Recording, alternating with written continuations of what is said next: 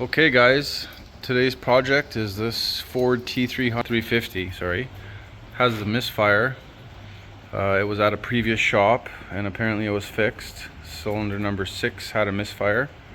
When the guy got it back, it still had a misfire. So we pulled her into our shop here and we just had a quick little look, diagnosing, and this is injector plug for cylinder number 6.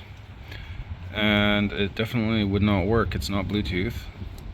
So it looks like they did replace it, but then right away instantly it had this break in here and this wire completely disconnected. So I mean, the guy does have rodents in here, or had rodents in here.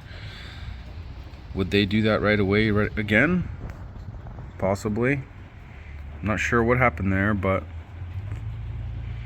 we'll put a new pigtail on there and send it back on its way to work. Alright, we got the new wire in, new pigtail. We used white electrical tape just because it's all back together, running good, no more fault codes, and there we go, all done. Thanks for watching.